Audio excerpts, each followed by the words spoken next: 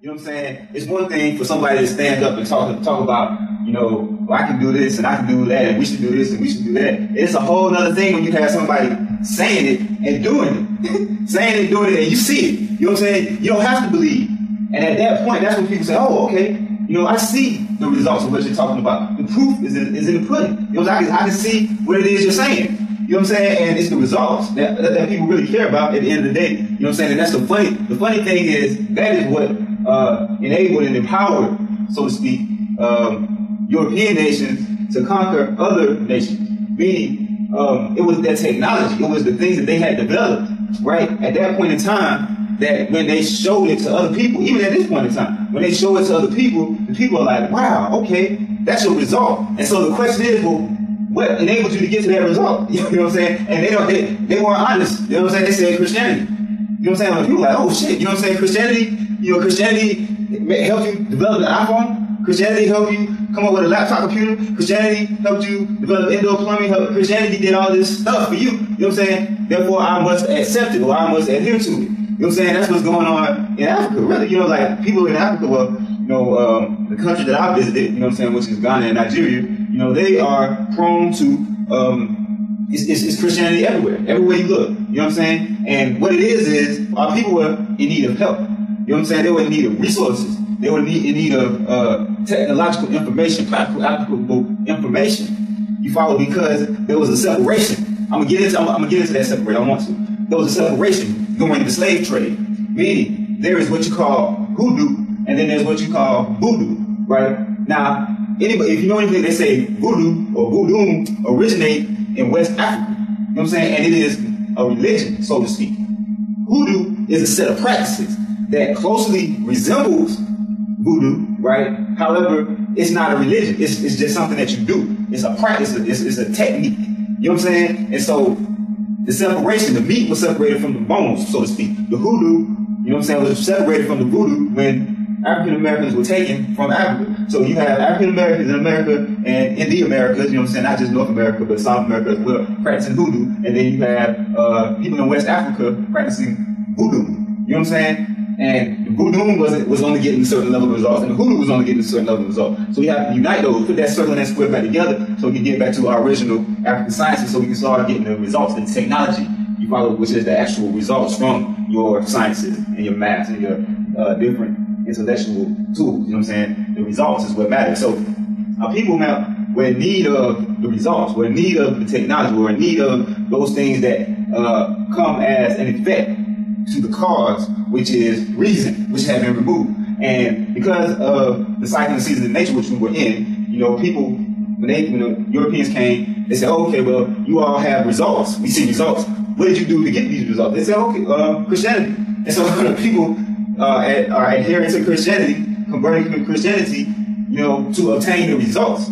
However, it was not Christianity that enabled them to get those results. As a matter of fact, Christianity was a great hindrance and continues to be a great hindrance to the technological and scientific progress that could be made, right? When they talk about the church versus the Illuminati, you know what I'm saying? What that basically boils down to is science versus religion. You know what I'm saying? But you have to realize that religion is a science. Religion is a technology. Religion is a collection of doctrines and dogmas, you follow, that are put together to serve a purpose. You know what I'm saying? For good or bad, better or worse, they're put together to serve a purpose. You know what I'm saying? Now, one purpose that religion serves, whether it was intentionally or unintentionally, right, by the Creator, whether it was intentionally or unintentionally, one purpose that it serves is to remove reason. It's to remove reason. Meaning, I grew up a Muslim, and they said, if you are like Allah, then make a gnat. You know what I'm saying? Like that's like sort of like a metaphorical way of saying, you know, if you think you have the power of Allah, then make this small, seemingly insignificant creature that Allah made. Okay. My response to that is, let's not even make a gnat. Make a laptop from scratch. That's some shit that you know a person made. You know what I'm saying? Like you posing challenges to people. You know what I'm saying? You're posing challenges to people to do something. Okay, make it. No, let's pose a challenge to people to make something that you know people made. You know something. You know a person made a laptop computer. You know a person made a television. You know a person made a cell phone. My response to you is make something that you know another person made. You know what I'm saying? You can't do it. Well, a lot of people can't do it. A lot of people wouldn't even know where to begin. You know what I'm saying? I can make a gnat a lot quicker than I could make a computer. You know what I'm saying? Because I know how gnats are made. Gnats are made, you know what I'm saying, through a certain type of reproduction process. You know what I'm saying? All I had to do was just find it right and boom, and I got a gnat. You know what I'm saying? I make gnats all the time. As a matter of you leave some water sitting, you gonna make some gnats. People say, well, you didn't make those gnats. I said creation is not making something from nothing, right? It's knowing how to get the right effect from a certain cause. If I leave water sitting out, not only will I make a gnat, I'll make a lot of gnats. I'll make some mosquitoes. You know what I'm saying? I'll make a few things. Now, you can't leave some water sitting out and have a damn computer sitting on that damn glass. You know what I'm saying? So, yeah, that's what it is, man. It's all about the results, man. That's what people care about. People care about results at the end of the day. And no matter what you're talking about, as long as your results is what the people are looking for, you know what I'm saying? They're gravitating towards you. It's like, look, man, if people are complaining about government, you know, the community is drug ridden and have violence and schools is crap, and you come with a clean community with no drugs, with good schools, you know what I'm saying, and the doctrine and the only thing you have to do to be a part of that community is believe that your ancestors are some aliens. Right, you know how many people will sign up for that shit? A lot of people.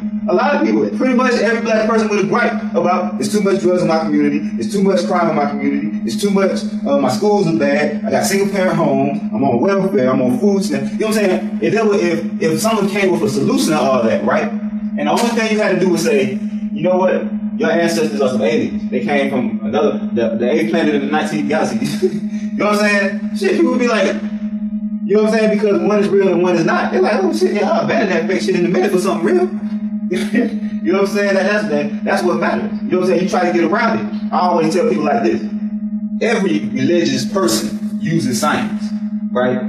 Every religious person uses technology in some shape, fashion, or form in their life. They can't get away from it. They can't get around it. They can't deny it. They can't deny it. They can't deny any part of it. Regardless if they try, they have to admit that I submit to the will of science and technology at some point in time in my life, regardless of how religious I am. Even if you're talking about they're Amish, you know what I'm saying? And they say, oh, we're not going to use machines. And they're walking with a wheelbarrow. I said, hell, that wheelbarrow is technology. You have to submit, you know what I'm saying, to the science and technology and the mathematics of it all. You know what I'm saying? Every religious person uses science and technology, but not every scientist or technologist has to use religion. You follow? And that shows you right there which one is more powerful. But you have to have a way of life. You follow a way of life or culture, right? That forms your base. That forms your base of what you're working with. Your speculative sciences, your philosophy, your religion, etc. Right? When you move into the point in time where you say, okay, I'm going to attempt to try to use this shit, right? Your religious beliefs, your cosmology, etc. forms the basis of your hypothesis. Meaning, if you believe, you accepted it that it's true, for whatever reason, that the earth is only 6,000 years old, right? You accepted that as a truth, for whatever reason, right? Then any hypothesis, any predictions, anything, any piece of information that you try to build from that point, if that initial hypothesis is false, right? There's a chance that everything you get from there can crumble once that crumbles. You follow? So if you have a doctrine, if you have a cosmology, if you have a natural philosophy that is not so much centered around stating facts, right, but determining what is a fact and being humble enough so that maybe if one day in the future, right, your spiritual science disproves what you thought was a fact back then, you would be humble enough and flexible enough to make the change and not be a detriment to your society by letting your ego get in the way, letting your own ignorance get in the way, and not making appropriate change. So when you have a spiritual science, a way of life, a doctrine, a natural philosophy, etc., that is based on finding facts, the technological potential for that group of people is ridiculous, because it's called efficiency of thought. Meaning, you don't waste your time attempting to do something that's not going to work. You don't waste your time attempting to apply something that's not applicable. It's called efficiency of thought. That means your return on investment, your investment of time and energy, the return you get is result after result after result after result. And all you're doing is building. You can't do nothing but build. And if you go back, you're flexible enough to conform and reform and make the necessary adaptations and changes.